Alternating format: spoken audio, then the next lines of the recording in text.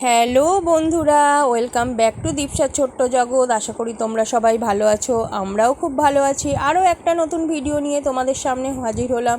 তো এখানে দেখো, এটা বুঝতেই পারছো, এটা হচ্ছে বাসমতি রাইস।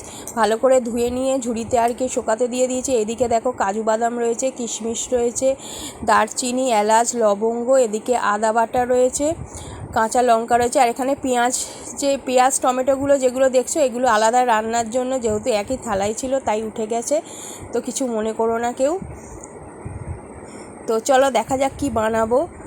তো চালগুলোকে ভালো করে ধুয়ে নিয়েছি। এখানে বাসমতি রাইস 3 বাটি, বাটিটার সাইজটা তোমাদের পরে আমি দেখাচ্ছি। 3 বাটি বাসমতি রাইস নিয়েছি, ভালো করে ধুয়ে দেখো থালায় হচ্ছে শুকাতে দিয়ে দিয়েছি।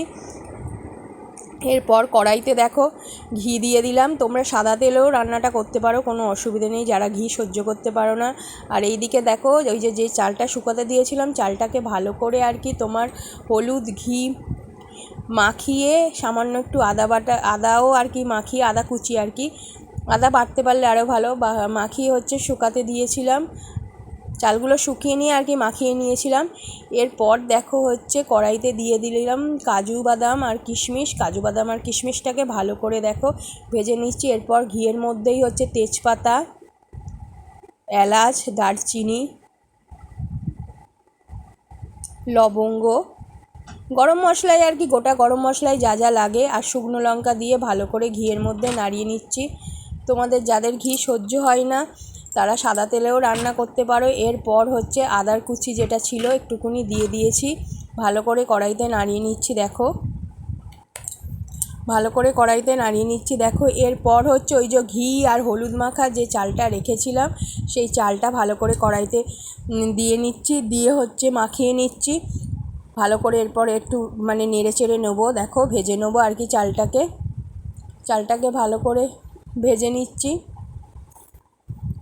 মেনলি খুব সহজে খুব তাড়াতাড়ি তৈরি হয়ে যায়, তো দেখেই বুঝতে পারছো হ্যাঁ বানাবো আজকের হচ্ছে বাসন্তী পোলাও। তো সেটাই তোমাদের সাথে আর কি শেয়ার করছি। ভালো করে আর কি নেড়ে চেড়ে নিচ্ছি, ভালো করে আর কি চালটাকে দেখো ভেজে নিচ্ছি। এরপর হচ্ছে পোলাওয়ে মেন জিনিস কিন্তু জলের পরিমাণটা। তুমি যে বাটিতে আর কি পোলাওয়ের চালটা আর কি মাপবে, সেই বাটি অনুযায়ী কিন্তু জলটা দিতে হবে। এখানে যেহেতু আমার 3 বাটি আর কি আমি পোলাও চালটা নিয়েছি, তো আমার এখানে 6 বাটি জল দিতে হয়েছে। তো এখানে দেখো ওই বাটি মেপেই আমি 6 বাটি হচ্ছে জল নিয়ে নিয়েছি। বাটির সাইজটা এবার তোমাদের দেখাই। এই দেখো এই বাটিটার মাপে আমি নিয়েছি কিন্তু চাল আর জল। 3 বাটি চাল নিয়েছিলাম আর তোমার 6 বাটি জল নিয়েছিলাম। আর চিনি হচ্ছে, যেহেতু আমি 3 বাটি আর একই চাল নিয়েছি, তো ওই যে চামচটা দেখলে এই চামচের সমানে আর কি 7 চামচ আমি চিনি নিয়েছি। চিনিটা এবারে পোলাওয়ের মধ্যে দিয়ে দিলাম। তো এরপর ফুটলেই মোটামুটি আমার রেডি। এরপরে হচ্ছে দেখো কাজু বাদাম কিশমিশগুলো দিয়ে দিলাম। তো মোটামুটি ফুটে গেলেই আমার রেডি হয়ে যাবে হচ্ছে বাসন্তী পোলাও। তো আমি এইভাবে বানাই, তোমরা কে কীভাবে বানাও পারলে আমাকে অবশ্যই কমেন্টে জানিও। তো এই দেখো জল দিয়ে দিয়েছি। এরপর কিছুক্ষণ হচ্ছে চাপা দিয়ে রাখলেই, আমার যেহেতু এত বড় মানে কি বলবো, আমি চাপা দিইনি, আর চাপা দিয়ে রাখলে আরও ভালো হয়। তো এই দেখো জল দেওয়া অবস্থায় রয়েছে। তো এরপর ফুটলেই একটু লো মানে কি বলবো, ফ্লেমটাকে একটু মিডিয়ামে রাখবে, নাহলে নিচে ধরে যাবে, মাঝে মাঝে নাড়াতে হবে। তো যেহেতু জল একটু কম হয়েছিল সেই জন্য আর একটু জল দিয়ে দিলাম। তো এই দেখো প্রায় হয়ে আসছে, এবারে নেড়ে যেতে হবে কিন্তু, না হলে কিন্তু নিচে ধরে যেতে পারে। তো দেখো ভালো করে নাড়িয়ে নিচ্ছি। আর লাস্টে হচ্ছে যখন হয়ে যাবে, পারলে তোমরা ঘি দিয়ে দেবে।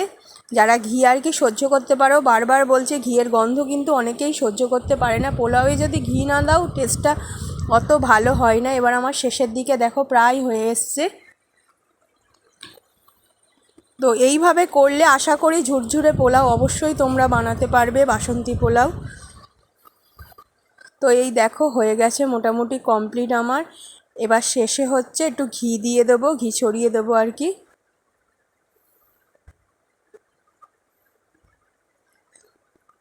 তো আশা করি ভিডিওটা তোমাদের ভালো লেগেছে। যদি ভালো লেগে থাকে অবশ্যই চ্যানেলটাকে সাবস্ক্রাইব করো, লাইক শেয়ার কমেন্ট করো। এইভাবে সব সময় আমাদের পাশে থেকেও ভালোবাসা দিও। আর স্কিপ না করে পুরো ভিডিওটা দেখবে এই আশাই রাখবো। তোমরা আমাদের পাশে থাকো, আমরাও সব সময় তোমাদের পাশে আছি। দেখো ঝুরঝুরে পোলাও আমার রেডি। তো এইভাবে গরম গরম সার্ভ করলেই ব্যাস বাজিমাত।